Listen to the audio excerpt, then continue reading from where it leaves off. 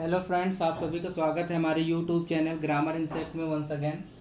हमारा आज का tense past perfect continuous tense के ऊपर क्लास है। तो शुरू करते हैं। सबसे पहले हम लिखते हैं रूल्स।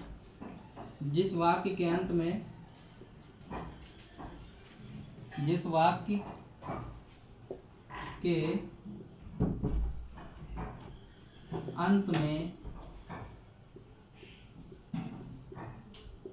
रहा था, रही थी, रहे थे,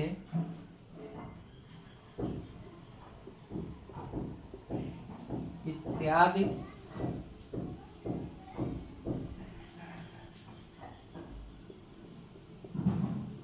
शब्द आते हैं, इत्यादि शब्द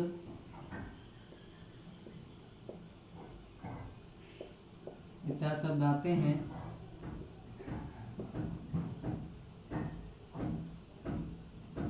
सॉरी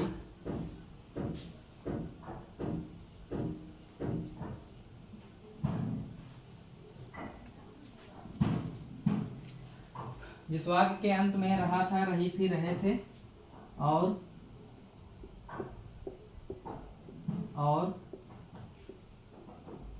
साथ में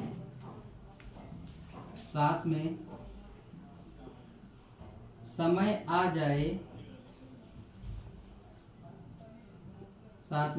जाए, उसे हम पास्ट परफेक्ट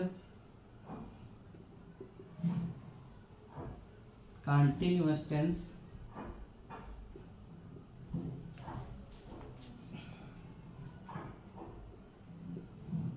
कहते हैं। सहायक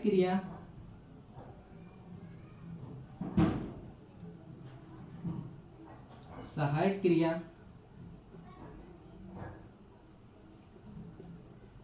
हैड बीन मुख्य क्रिया के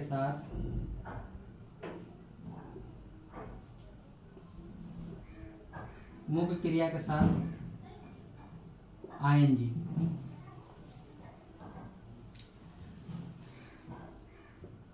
इसमें से की अंग्रेजी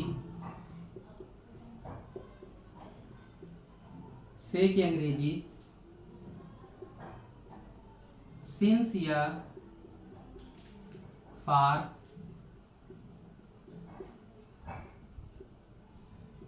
लिखते हैं।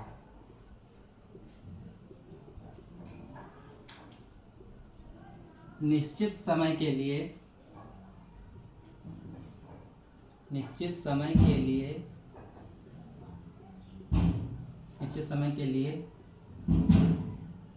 सिंस तथा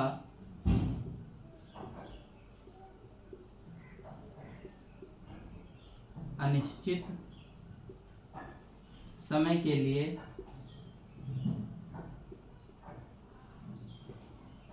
फा। ये हमारा रूल हो गया। इसी के साथ चलते हैं एग्जाम्पल की तरफ। हमारा पहला वाक्य है, मैं 10 दिनों से आपकी प्रतीक्षा कर रहा था। दूसरा सेंटेंस है, वे सुबह से क्रिकेट खेल रहे थे। तो पहले वाक्य में हम देखते हैं, लास्ट में आ गया है रहा था और यहाँ पर आ गया है 10 दिनों से।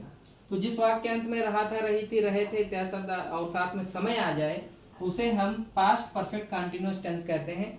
सहायक क्रिया हैड बीन मुख्य क्रिया के साथ आईएनजी का प्रयोग करते हैं। इसमें सभी कर्ताओं के साथ सहायक क्रिया हैड बीन लगेगी। तो सबसे पहले, क्योंकि इसमें हम देखते हैं कि कोई निगेटिव वर्ड नहीं है और ना ही कोई इंट्रोगेटिव वर्ड है, तो ये आपका असर्टिव है, यानी कि अफर्मेटिव। तो सबसे पहले हम लिखेंगे आई, और सहायक क्रिया भी मैंने बताया कि सभी कर्ताओं के साथ में जो है हैड बीन लगेगी। तो आई हैड बीन प्रतीक्षा करना, I had been waiting for you, I had been waiting for you 10 दिनों से। अब यहाँ पर एक चीज समझना है, हर रूल में ये लिखाया जाता है कि निश्चित समय के लिए सिंस तथा निश्चित समय के लिए फार का प्रयोग होता है।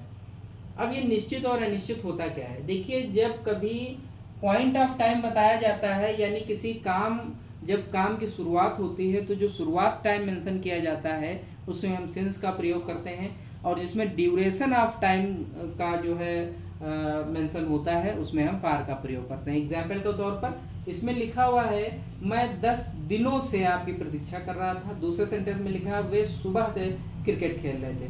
तो यहाँ पर जो प्रतीक्षा करने में जो ड्यूरेशन यानी टाइम लगा, पूरे टाइम की बात चलिए वो 10 दिन लगे, परंतु यहाँ पर है कि वे सुबह से क्रिकेट खेल रहे थे, तो इसमें जो है क्रिकेट खेलने का जो स्टार्टिंग टाइम था वो सुबह था। टाइम दोनों है, परंतु इसमें जो है ड्यूरेशन ऑफ टाइम है और दूसरे में जो है पॉइंट ऑफ टाइम है। तो जहाँ पर ड्यूरेशन ऑफ टाइम होगा वहाँ से की अंग्रेजी फार होगा, और जहाँ पर जो है पॉइंट ऑफ टाइम होगा वहाँ पर जो है से की अंग्रेजी सिंस का प्रयोग होगा। तो यहाँ पर है I had been waiting for you 10 दिनों से, for 10 days, for 10 days full stop. Next sentence है वो सुबह से क्रिकेट खेल रहे थे, तो वे की अंग्रेजी हो जाएगी दे, और सहायक क्रिया में कंफ्यूज नहीं होना है क्योंकि सारे कर्ताओं के साथ हैड बीन लग रहा है, हो जाएगा they had been playing cricket, they had been playing cricket, they had been playing cricket सुबह से। अब क्योंकि ये क्रिकेट खेलने की स्टार्टिंग टाइम दिया है तो सिंस का प्रयोग होगा, तो cricket since morning, full stop. चलते हैं नेक्स्ट एग्जाम्पल की ओर। नेक्स्ट सेंटेंस हमारा है वह 1 सप्ताह से स्वेटर बुन रही थी, और नेक्स्ट है हमारा गाय खेत में दोपहर से चर रही थी। तो रहा है, रही है, रहा था, रही थी, रहे थे, और साथ में समय आ जाए। यहाँ पर 1 सप्ताह आ गया और से आ गया है, तो जिस वाक्य के अंत में रहा था, रही थी, रहे थे और साथ में समय आएगा उसे हम पास्ट परफेक्ट कंटीन्यूअस टेंस कहेंगे। दूसरे सेंटेंस में देखते हैं गाय खेत में दोपहर से चर रही थी, तो इसमें भी आ गया है रही थी, तो ये भी आपका रही थी और साथ में समय दोपहर आ गया, तो ये आपका पास्ट परफेक्ट कंटीन्यूअस टेंस हो गया। यहाँ पे से भी आया है। अब यहाँ पर हम देखते हैं कि पहले वाक्य में लिखा हुआ है वह 1 सप्ताह से, यानी स्वेटर बुन रही थी, तो स्वेटर बुनने की जो ड्यूरेशन टाइम है वो 1 सप्ताह है, यानी स्वेटर बुनने में अब तक के जो समय लगा है वो 1 सप्ताह लगा हुआ है, तो ये ड्यूरेशन टाइम हो गया। यहाँ पर है गाय खेत में दोपहर से चर रही थी, तो चूंकि यहाँ चरने की जो स्टार्टिंग टाइम यानी जब उसने चरना शुरू किया था तो वो दोपहर का समय था, तो जब स्टार्टिंग टाइम दिया होगा तो हम सिंस का प्रयोग करेंगे, और जहां पर ड्यूरेशन ऑफ टाइम दिया होगा यानी पूरा काम को करने में अब तक के जो समय लगा उसमें जो टाइम दिया होगा तो वहां पर हम फॉर का प्रयोग करेंगे। तो यहाँ पर है वह 1 सप्ताह से स्वेटर बुन रही थी, तो लिखेंगे सी सहायक क्रिया लग जाएगी हैड बीन, इसमें कंफ्यूज नहीं होना है क्योंकि सिंगल सहायक क्रिया लग रही है।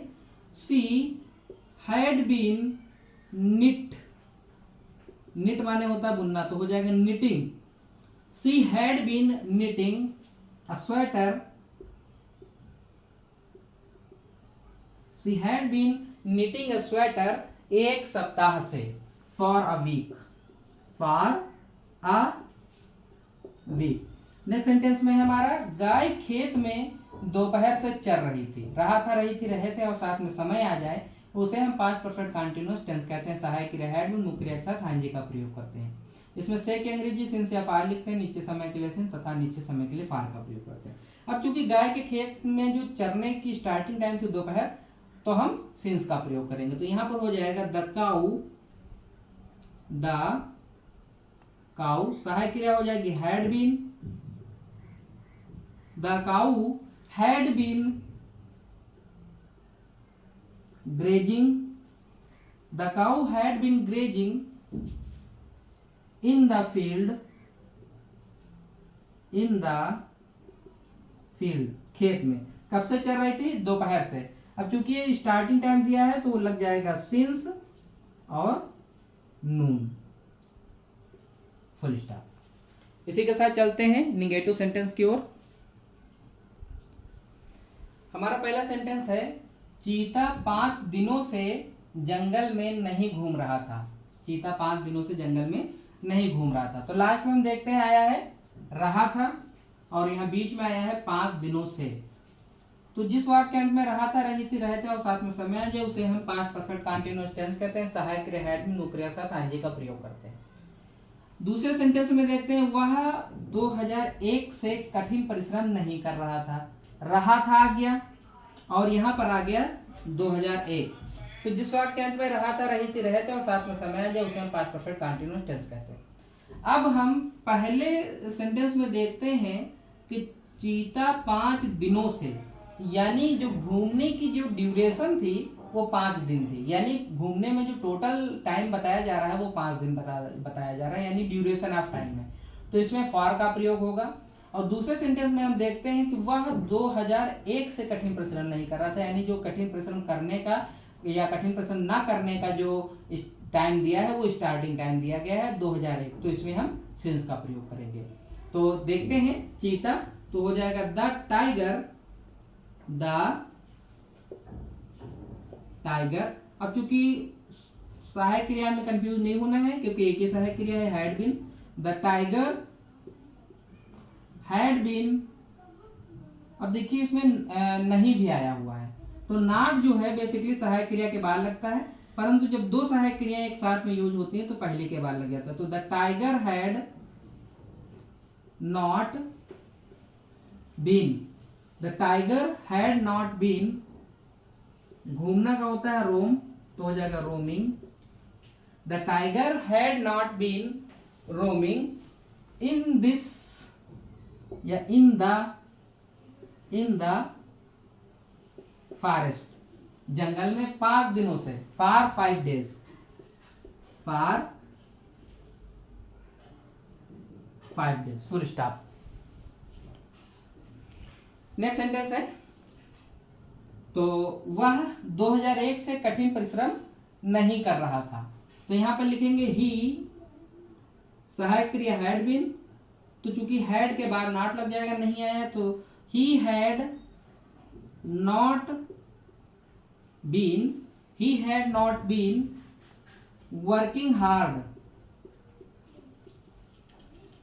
Working hard, he had not been working hard. अब चूंकि स्टार्टिंग टाइम दिया है तो सिंस लगेगा, सिंस 2001, सिंस 2001। चलते हैं नेक्स्ट सेंटेंस की ओर। पहला सेंटेंस है, बच्चा 7 बजे से नहीं रो रहा था। इसमें देखते हैं रहा था आया है और समय दिया गया है। तो जिस वाक्यांश में रहा था, रही थे, रहे थे और साथ में समय आ जाए उसे हम पास्ट परफेक्ट कंटीन्यूअस टेंस कहते हैं। सहायक क्रिया हैड बीन नुक्रिया के साथ आईएनजी का प्रयोग करते हैं। इसमें से की अंग्रेजी सिंस या फार लिखते हैं, नीचे समय के लिए सिंस तथा नीचे समय के लिए फार का प्रयोग करते हैं। तो इसमें है बच्चा 7 बजे से नहीं रो रहा था, तो यहाँ जो ना रोने का समय दिया गया है वो 7 बजे है, यानी कि स्टार्टिंग टाइम दिया है। अगर स्टार्टिंग टाइम दिया होता है तो हम सिंस का प्रयोग करते हैं। इसी तरीके से दूसरा सेंटेंस देखते हैं, सीता 3 घंटे से अपनी गुड़िया से नहीं खेल रही थी। तो इसमें जो है रहा था, रही थी, रहे थे आया है और साथ में 3 घंटे समय दे दिया गया है और नहीं आ गया तो ये निगेटिव हो गया है। तो यहाँ पर जो है, जो सीता को गुड़िया के साथ न खेलने का समय दिया गया है वो 3 घंटे, यानी कि ड्यूरेशन ऑफ टाइम। और जहां पर ड्यूरेशन ऑफ टाइम दिया होता है वहां पर हम फार का प्रयोग करते। तो पहला सेंटेंस बनाएंगे, बच्चा 7 बजे से नहीं रो रहा था, तो लिखेंगे द चाइल्ड, सहायक क्रिया लगाएंगे हैड बीन। चूंकि 2 सहायक क्रियाएं लग रही है तो पहले के बाद में जो है नॉट लग जाएगा, तो हो जाएगा the child had not been, the child had not been weeping, weeping, the child had not been weeping 7 बजे से। क्योंकि स्टार्टिंग टाइम दिया गया है तो since 7 o'clock, full stop. Next sentence है हमारा, सीता 3 घंटे से अपनी गुड़िया से नहीं खेल रही थी आया है, साथ में समय आ गया, तो ये हो गया आपका पास्ट परफेक्ट कंटीन्यूअस टेंस। इसमें नहीं आ गया तो ये निगेटिव हो गया है। अब यहाँ पर ड्यूरेशन ऑफ टाइम दिया गया कि गुड़िया के साथ ना खेलने का जो समय दिया गया है वो 3 घंटे यानी ड्यूरेशन ऑफ टाइम, तो इसमें फार का प्रयोग होगा। तो लिखेंगे सीता हैड, फिर लग जाएगा नॉट, फिर लगेगा been. Sita had not been playing